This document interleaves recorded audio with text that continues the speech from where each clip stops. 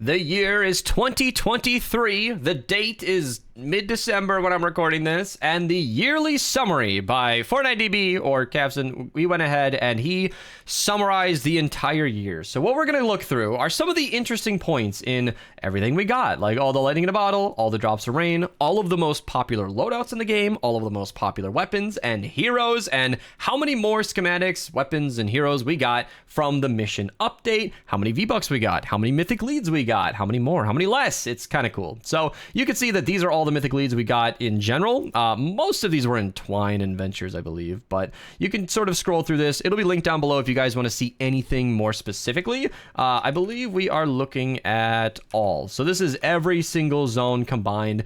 Energy Thief and Dim Mak Mari are the most common drops for some reason. Bloodstorm Jonesy was the most common soldier to drop. This is a little random. I mean, this is going to vary from year to year, but it's kind of interesting to see, you know, how Urban Assault Headhunter was only in missions 4 times throughout the entire year. Assassin Sarah, who's one of the best melee heroes in the game, 6 times. So she on average comes out every 2 months. It's kind of cool how these heroes repeat. Stonefoot Crash, Deadly Blade Crash, basically the same outfit. I've gotten them confused in thumbnails before. We get exactly 100 stealing electric fields, 87 thrashers. It felt like we were getting a thrasher every day for a while. That's honestly, 87 is great because that means we're getting it at least every week, if not more. And it's one of the best, if not the best, SMGs in the entire game. So you guys can see the percent of everything. If you really want to dig into the data, it's linked down below. I'm going to go to the different highlights because I thought that would be more fun. Twine Peaks is something I wanted to focus on as well, because we can see that Pistol, I think Assault actually is the most common defender. We got 300 legendary survivors. So if you make it to Twine and you're in the end game, you can get a legendary survivor almost every day. I'm sorry, that was a different sound from the stream. Shouldn't be coming through anymore. But yeah, kind of cool to see that. Actually, here, let me go back to the complete summary now that I think about it. I want to know how many legendary survivors did we get throughout the entire year? 474. That means on average, if you include Ventures and all the different power levels, we are getting a legendary survivor every day and then an extra one every 3rd day. That's honestly really cool. If you're looking to max out your power level, you should be done within, if it's every day and you need 56 and you need them to match, all right, RNG is going to scramble that number no matter what I say, but you should get enough survivors to fill out your squads in 56 days, and then matching personality types is its own thing. So we got 217,000 drops of rain from Twine. These are fun numbers, but not anything I want to dig into. We got 3,900 V-Bucks from Twine. Experience. What I thought was most interesting was like Bulletstorm being the most common Twine hero for some reason, I guess. Bulletstorm's a great hero, so I'm not complaining. Most of these are good. Recon Scout's good. Rescue Trooper's good. Guardian Bull's good. Trailblazer, Special Forces are good. Deadly Blade Crash is good. I'm not going to get into this too heavily. I do have a daily series on these missions if you guys are interested in my opinions as they come out. But yeah, Steel Electric Field being the most popular trap makes great sense to me. I think it's random, so you're not really... I mean, again, that'll change from year to year. But what's also interesting is the comparison screen to last year. So we got exactly 18 mythic leads in Twine, or I'm sorry, in general this year. And that's, okay, he says the percent change, but it's just one more from 17, which is kind of fun. We got 39% more legendary lead survivors. And then we also got 28% more survivors from last year. That's the mission change. For those of you who don't know, they made us get, they made us get a lot more alerts from missions this year. So we're just getting more. That did not affect everything. As you can see, experience was almost completely unchanged. Evolution drops was almost completely unchanged, if not slightly more. V-Bucks was not changed. I know it says 3% less, but 325 V-Bucks is just not getting V-Bucks on 6 or 8 different days instead of getting them. It's random. That's, I think, a margin of errors in play there. But what we did get more of was 66% more legendary weapons, 52% more legendary, epic schematics, rare, uncommon. We got 35% more legendary heroes, 40% more epic heroes, which is super noob friendly. Everybody who starts this game is, whether they know it or not, on a journey to unlock hundreds of different weapons and hundreds of different heroes. And getting more heroes every day, literally more than one every day, is a great way to fill out those sheets, in my opinion. If you're looking to build loadouts that you couldn't build before, that's a great way to do it. So getting more rewards in general is awesome. Slightly less reperk kind of sucks, but I mean, 1.4 million throughout the year is a lot of reperk to pick up. I feel like getting less reperk in general is not even going to affect us because I believe these are also alerts. I don't actually think this is factoring 4-player missions, so you are basically getting the same amount, which you can't really complain about. Now, this is interesting because this is the profile summary. This is from a pool of 713,000 registered users on Fortnite.db. I believe he trimmed this number by a ton, kicking out a ton of inactive profiles that haven't played in a long time, and these are only active players. So, for the active player in 2023, the average inventory reads like this. I'm not going to read the whole thing, but just the footnotes. 347 legendary flux. That's how you know this is a mathematical average, because how many of you guys are missing 3 flux? Can't you only buy them like 5 or 10 at a time? 3,000 legendary perk up, which is good. That number should be low. You guys should be spending legendary perk up, leveling up your weapons. 0 superchargers is probably noobs because, in my opinion, these should be spent. This is the combined summary, like 154,000 weapon superchargers. I did ask Cav. He's a friend of mine. I should DM him, asking him if this is like literally how many we've earned or literally how many are in our account. Like the hero, are there 304,000 unspent hero superchargers? Even if you feel like it's worth it, you should spend it on something.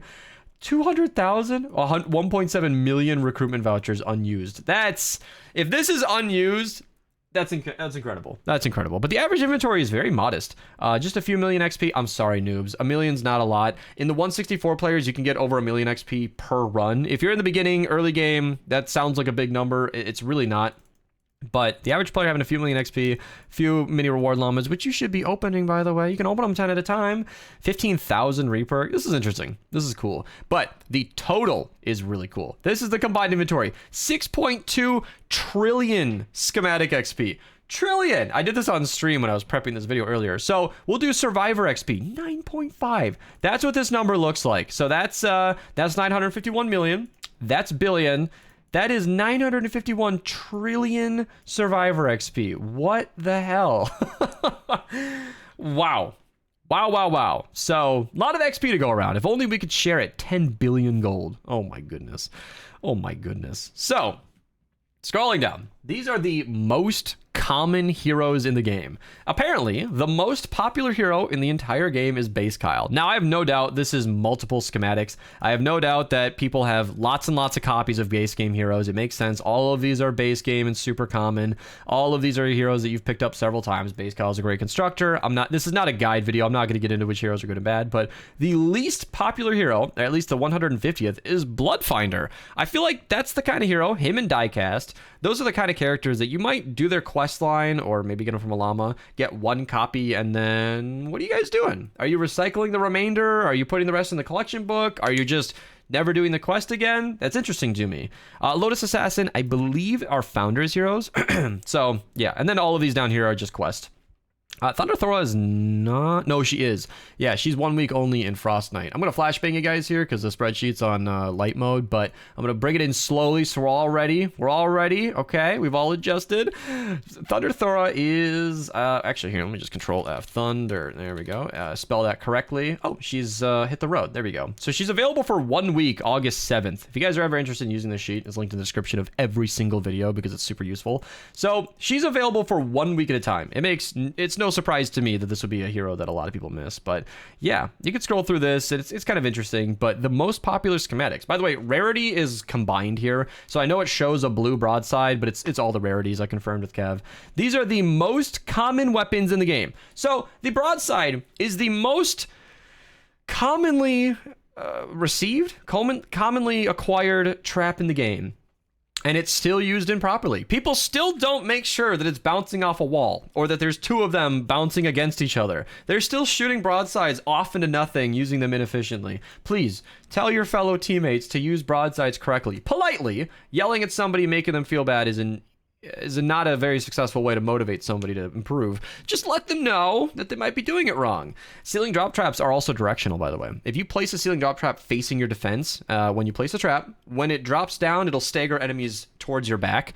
It's a really, really useful way to make the most out of that. That staggers enemies way good. I ignored that advice for a long time because I didn't think it mattered. It doesn't mostly, but if you place it facing away from your defense, it'll just bounce them towards the objective. That's no good. You don't want that. Storm King's Wrath makes sense. Now, what confused me were the mythics, because there are way more Storm King's Wraths than onslaughts. I imagine this is people recycling their onslaughts. There are multiple very valid ways to perk your Wrath. Fire rate and miss monsters and bosses are interchangeable. Energy and physical are interchangeable. Some people run triple crit damage because they're insane and like totally rocking out. Some do double crit damage because they have the right peace of mind. Some people have triple damage. It's understandable, but you're still going to take multiple shots to kill an enemy. By then you would have crit. So there are a lot of different ways to run the Wrath.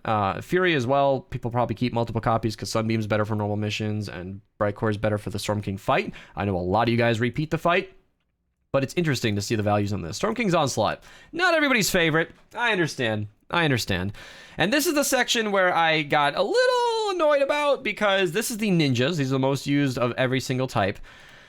The way that he calculated this was probably literally accurate, but it's just showing different combinations of the same build. So instead of seeing like the top 10 most popular ninja loadouts, we're just seeing the top, let's see here, 16 variants of Lynx and Pharah. Most of these builds are identical. Like this one is literally identical. I don't know how he did the calculations on this. I'm not talking shit. I've DM'd him privately, politely, but these are the same build. I keep going back and forth like, oh, Locked and Reloaded uses the male and female. Like it. Anyway, so I'm not going to gripe on that too much. I made my point, but a lot of them are just rearranged. So yeah, bow loadouts are popular. Nobody's surprised. What did surprise me is how Ice King is hugely more popular as a commander perk. I've always been more of a base Kyle user or a power modulation user, but Ice King is used more than these guys combined. I guess that makes sense. Ice King freezes enemies when they hit the wall. That's hugely effective. And he does technically stop a power level 250 smasher from breaking maxed out metal. That's an extremely important breakpoint. Literally, it's kind of a pun. But when you're in the 164 players, stopping a smasher is paramount. They will walk through max brick, max wood. Somebody's dropping something upstairs and scaring me. They will walk right through tier 2 metal. It needs to be tier 3, and it sounds like a Ice King is enough to stop them and freeze them. So your wall will break on the second one, which I believe is not the case for base Kyle. I might be incorrect about that, but yeah, I don't know. I learned something today. I had to rewire my thinking and talk to Stream Chat because Ice King is more popular than I realized. From there, it's just all the constructors. I know that a constructor loadout video is missing on my channel, so if you made it this far in the video, this is a great resource, honestly. This is just showing you all the most popular combinations of the ways to run constructors. I mean, this is a great power modulation build. Hotfix or Hazard? Shockingly, what? This is the most popular build? Is there like a technique for this? Maybe this is like a super typical endurance build. That would make sense to me. Tough Traps is in here, Mega Base, Hotfix, but I feel like Hotfix isn't really necessary for normal missions. But yeah, there's a lot to dig into here. And then I think Soldier and Outlander are incomplete. This is just a minigun build 4 times, and this is just a Teddy build 4 times plus clip. So I don't know, but yeah, continuing on. We've got the top perks per schematic, although we're only showing, oh, I see. So these are the top 3 different perks. You can dig into this. I'm not gonna. I have all the best perks videos on my channel that recommend what you should and shouldn't use. This might trigger me if I see perks that are like really bad. Archer was pointing out, yeah, snares.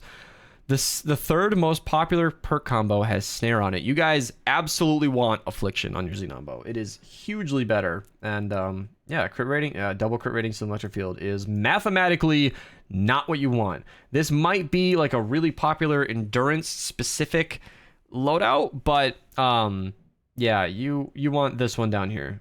Crit damage, is that double damage? No, that's crit rating, crit damage, reload. Yeah, that is the most damage. I've done the math on that. It's better. It's not really like an opinion. It's the most damage. Crit rating, double crit damage is less. It might sound better, but it's less. You want that reload perk. It's absolutely better. So that's what I'm saying. If I scroll through this and dig into it, it might just trigger me. Holy crap. How many perks? Yeah, I'm glad I didn't get into this.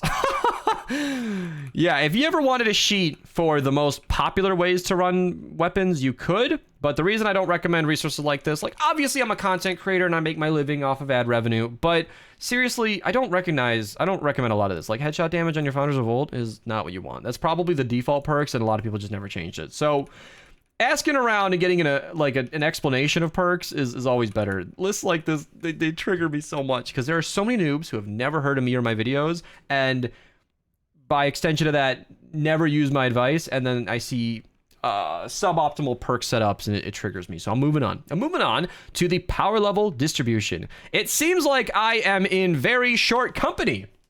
It seems like there are about 1,800 of us that are 144 plus. So yeah, a little fist bump to my high level players who stuck with Ventures all these years. I could be 145. I'm just not yet. I'm working on Ventures slowly. I'm chilling. I was on vacation when the new season dropped, and I still haven't really caught up. But I don't grind Ventures anyway. I usually finish in the last week. I get it done.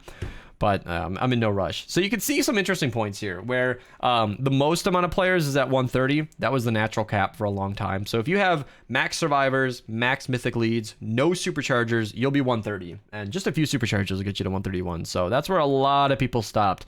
And a surprising few of you are right at that natural limit. So yeah, guys, supercharge your weapons. And then if you just scroll through here, it's hard to really get any information out of this.